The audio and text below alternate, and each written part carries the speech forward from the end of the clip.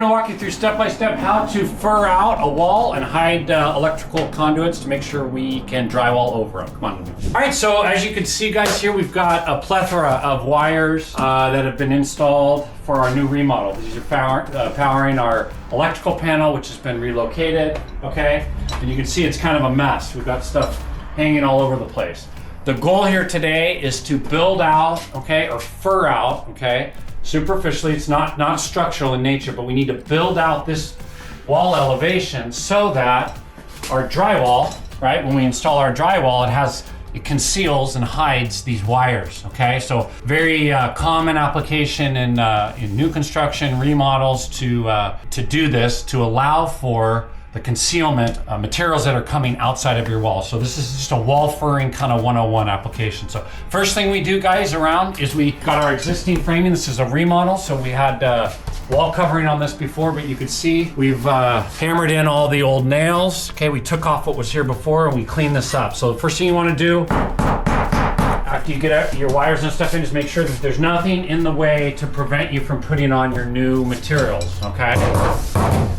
The other next step is to kind of take in part what you've got. You've got an existing condition here, all right? And it's a stem wall, concrete curb. Okay, this is a garage. And the reason why this curb is up is so that you know, if this area got flooded, it wouldn't damage the wall framing. Okay, so this is a concrete curb application, very common for basements, etc. We don't want our studs, our wall framing, to go past the edge of the wall curb, okay? So we're gonna actually rip down a standard 2x4. So a nominal standard dimensional lumber comes in 2x4 dimension, 3.5 by 1.5 inches. We're gonna rip them down. We'll show you how to do that. And that way our drywall, once we install our furring, will flush out or be close to the edge of the curb, okay? So we're gonna rip our studs so that they conceal the wiring and all the miscellaneous utilities that we've got hanging out here. And we'll fasten them and anchor them to the existing studs, okay? So the next step is to measure our curb. In this case, we've got roughly, we'll call it 3 inches. I'm gonna rip our studs down to 2 inches, 2 1/8, okay? That'll allow for secure fastening to our framing. And then if we put 5/8 drywall on top of the framing, the wall furring, it should not go past the curb. All right, so we've got our material. Okay, we picked it up at our local lumber yard.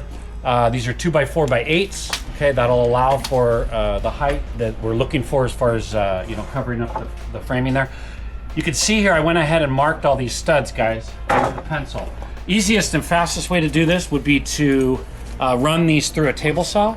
Okay, set your width on your table saw, run them through production style. Unfortunately, we don't have a table saw with us today. Project lead that was supposed to handle all the materials forgot to put it in the truck. So we're gonna do it old fashioned, okay? So what we do to do this, the easiest way for us to do this is, I use a slide square, okay? So this adjusts, all right? And you slide it up and down on this ruler, slide rule, okay? I've set my dimension to just over 2 1/8, call it, all right? What you do is you fasten it, hold it on the edge, okay? Take your hand, run your pencil right on the outside edge of that and just slide it, okay? Slide it all the way down and it makes a uniform 2 1/8 mark all the way down.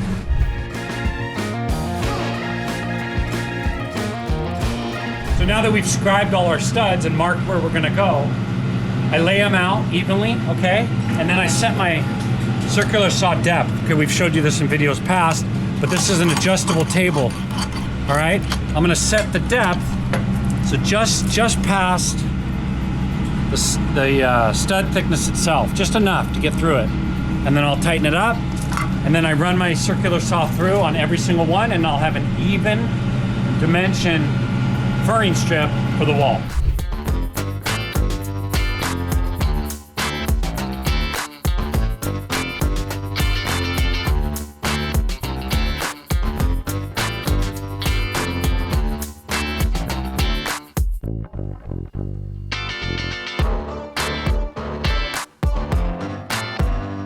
Guys, so we ripped all of our studs. Okay, we've got them all situated here up against our wall. A couple things you want to pay attention to. We're gonna add a bottom plate all the way across the bottom for good nailing on our drywall, okay?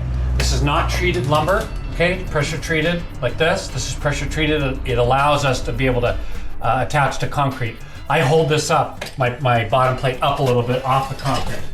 Okay, I just use my guide, my square, thickness of my square. Okay, I just kind of slide it under and then set my plate right on top of it. Okay, so you can see it's up above the concrete. We don't want it to touch. This hasn't been treated, so over time, in theory, it might have a problem with deterioration, etc. So I set my plate. I ripped everything to 2 1/8. Okay, so it's uniform all the way down. I set my plate. These nails that we're using, okay, are 3 1/4 inch long.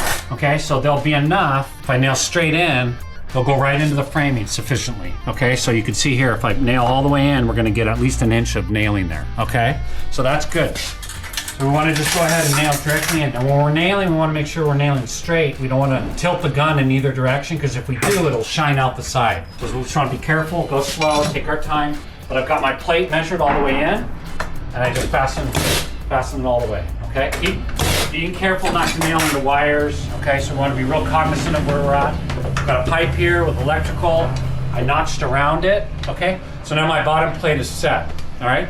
I'll do the same thing on the top, build out with a top plate, okay? Working around the wires, and then I'll just simply fill in my studs. We repeat the same process with the top plate here, guys. Okay, you can see I've started, and I kind of trickily, we had to get around these wires, as you can see. And so what I did is I used the same piece, a cutoff of the same thickness, 2 1/8, and I just ripped it down, okay, and fastened it, okay? And the trick here is just making sure that you give enough room for the wires to clear, but most importantly is once the drywaller goes to install, we really want to make sure we put a strap there or something to prevent them from screwing and hitting any of these wires right here. So a lot of times what I'll do is I'll come behind and add like a metal strap, okay, all along here, and a metal cover. You can see that the plumber came through and did it here. We're gonna do this, we would have to do the same thing. Okay, so this is a strap or a plate so that, you know, if the drywaller comes through and he nails, he doesn't go through that metal and hit the pipe. Okay, so same thing with the wires, but rest of the situation looks good. I burned out for this metal right here. As you can see, I got a little notch in it so that the framing sits flush. Okay, so now we'll put it up. Cool part about having to do it in layers there is I've got a helping hand right here. See? I just hold it up tight, make sure everything's nice and clean. Remember, we've got our studs out of, or our nails out of the way already.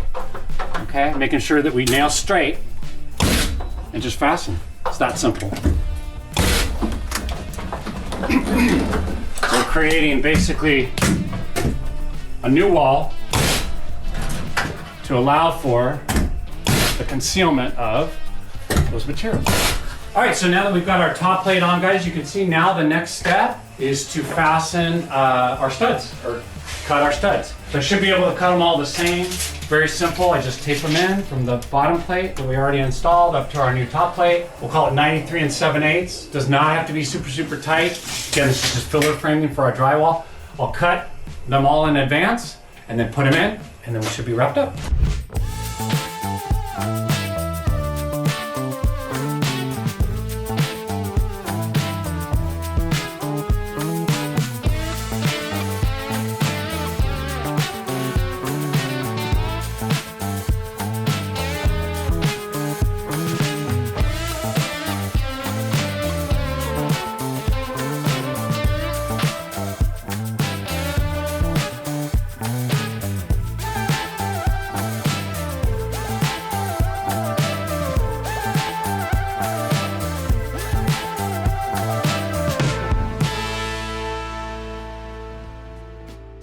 All right, so we've cut all our studs equal lengths. We pretty much just line them up right where the existing studs are.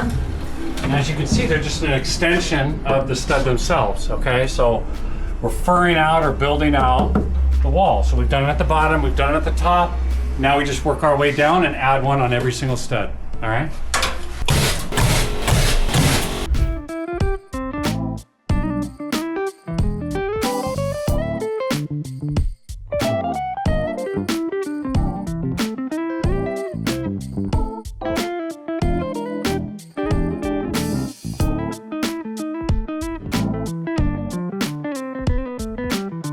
So the last last and final step, we got all our studs in, guys. Last and final step is just to make sure we take the extra precaution. We've got these nail plates, okay? You pick these up at your local home improvement store.